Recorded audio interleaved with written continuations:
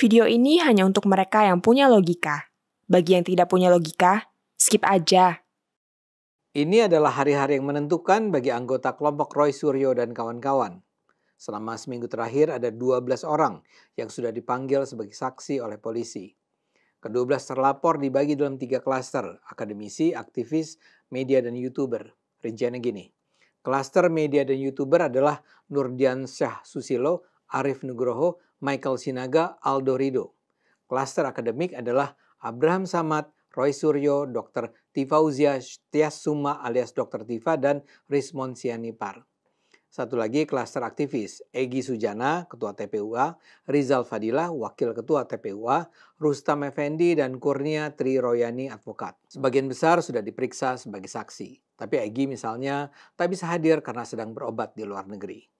Pemeriksaan dilakukan atas dasar pelaporan dari Jokowi dan organisasi Paradi Bersatu. Ada sejumlah pasal yang dikenakan secara berbeda. Ada pasal pencemaran nama baik, penyebaran konten yang menimbulkan kebencian atau permusuhan, serta penghasutan.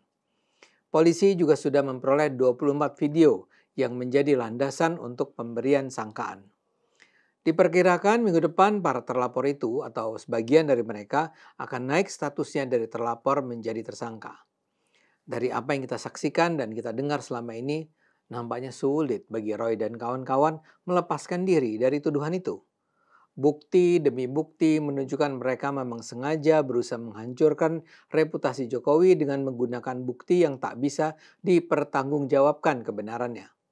Salah satu fakta terbaru adalah penjelasan pimpinan KPU Solo bahwa mereka sudah menyerahkan ijazah S1 Jokowi ke Polda Metro Jaya pada Mei 2025. Dengan kata lain, KPU Solo menyatakan ijazah Jokowi itu ada.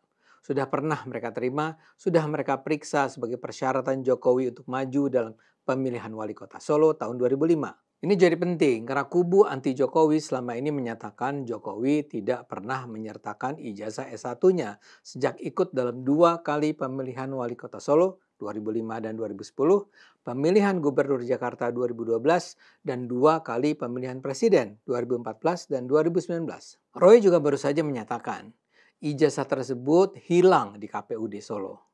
Dalam berita di Kompas TV dikatakan ijazah tersebut hilang di KPUD Solo. Menurut Roy, Rismon Sianipar sudah mendatangi dan tidak menemukan ijazah tersebut di KPUD Solo.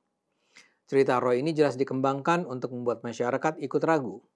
Kalau dokumen sepenting ijazah S1 itu bisa hilang di KPUD Solo, itu menunjukkan adanya tindakan terorganisir untuk meloloskan Jokowi jadi wali kota, gubernur, dan presiden. Lebih dari itu, proses ini pasti melibatkan banyak pihak dari KPUD, KPU Pusat, dan juga PDIP atau partai pendukung Jokowi lainnya. Kalau memang ini benar, ini adalah sebuah skandal besar. Jadi jawaban KPUD Solo ini adalah kunci. Kalau sebenarnya sejak pemilihan wali kota Solo ijazah itu ada, ya artinya ijazah itu memang ada. Sudah sulit dibantah. Jokowi memang punya ijazah S1 dari Fakultas Kehutanan UGM. Ini jelas akan memperlemah kekuatan kubu anti Jokowi untuk membuktikan sang mantan presiden tidak sah menduduki jabatan sebagai wali kota, gubernur, dan presiden. Mereka selama berbulan-bulan berusaha membuat orang percaya bahwa Jokowi adalah pembohong. Tapi sekarang kelihatannya kondisi berubah. Saya melihat bahwa kalangan anti Jokowi di luar Roy dan kawan-kawan yang selama ini secara konsisten membela gerombolan Roy, sekarang ini sudah semakin melemah suaranya. Mereka hampir-hampir tak bicara. Saya rasa bahkan para pendukung Roy ini sudah semakin sadar bahwa Roy semakin tersudut posisinya. Bukan karena lawan mereka menggunakan alat kekuasaan untuk membungkam mereka, tapi karena argumen dan bukti yang mereka ajukan sudah semakin tidak masuk akal dan lemah kalau ini diangkat dalam pengadilan. Bisa dibilang ini adalah babak terakhir sebelum Roy dan kawan-kawan hidup di dunia bebas. Lihat saja Forum Keadilan. Ini adalah sebuah kanal YouTube yang rajin menampilkan para narasumber anti Jokowi. Mereka yang diwawancara Forum Keadilan selama ini seperti tak menyisakan sedikit pun ruangan untuk bicara tentang hal positif mengenai Jokowi. Tapi dalam 1 minggu terakhir, saat polisi setiap hari memeriksa para terlapor kasus ijazah Jokowi, tak ada satupun wawancara di kanal tersebut yang membahas kasus tersebut. Tak ada satupun. Kanal ini nampaknya sudah sadar bahwa tuduhan ijazah palsu adalah kesalahan besar. Para komentator yang selama ini cerewet juga sekarang mengendalikan suara mereka. Lihat saja Rocky Gerung. Sekarang beredar video yang menampilkan Rocky berkomentar soal ijazah itu. Tapi di sana Rocky seperti meminta agar aparat penegak hukum tidak menjadikan para terlapor sebagai tersangka untuk diajukan ke pengadilan. Rocky bilang rakyat hanya mempertanyakan keaslian ijazah Jokowi, jadi tidak perlu diperkarakan. Menurut saya, ya seperti biasa, Rocky mengada-ada. Dan seperti tak paham apa yang terjadi. Roy, Tifa, Rismond bukan cuma mempertanyakan, mereka menuduh dan kemudian menyebarkan tuduhan itu kepada publik. Mereka berulang-ulang menyatakan ijazah Jokowi palsu. Bahkan setelah pihak pemegang otoritas menunjukkan bahwa ijazah tersebut asli, mereka tetap tidak menerima. Mereka bahkan memperluas tuduhan tersebut kemana-mana. Dari soal ijazah palsu, itu diperlebar ke skripsi palsu, tanda tangan palsu, IPK yang rendah, ketidaksertaan Jokowi dalam KKN, dan mungkin rangkaian tuduhan lainnya. Itu semua mereka sajikan untuk menunjukkan bahwa Jokowi tidak mungkin lulus dari Fakultas Kehutanan, dan karena itu pasti dia mengikuti pemilihan wali kota, pemilihan gubernur, dan pemilihan presiden dengan ijazah palsu. Dan itu pasti hanya bisa terjadi dengan melibatkan kejahatan yang dilakukan KPU di Solo, KPU di Jakarta, dan KPU Pusat di Jakarta. Dan karena itu, selama 10 tahun Indonesia dipimpin oleh seorang presiden palsu. Itu bukanlah sekedar mempertanyakan keaslian ijazah. Itu adalah upaya untuk menghancurkan reputasi Jokowi sehina-hinanya, serendah-rendahnya.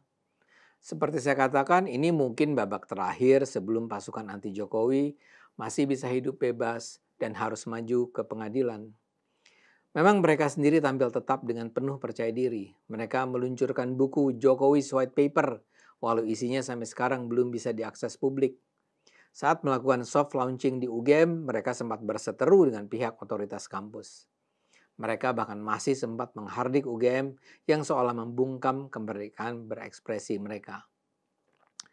Saat diperiksa polisi, mereka juga hadir dengan keyakinan penuh tentang kepalsuan ijazah Jokowi.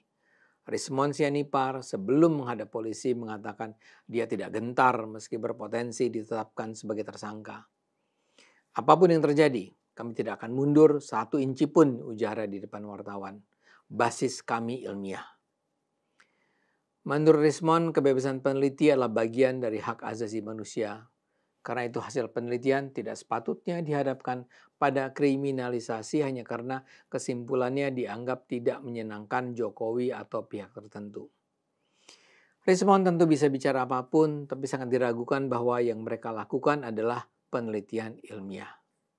Mudah-mudahan Tuhan menunjukkan jalan kebenaran bagi kita semua. Ayo gunakan akal sehat, karena hanya dengan akal sehat Indonesia akan selamat.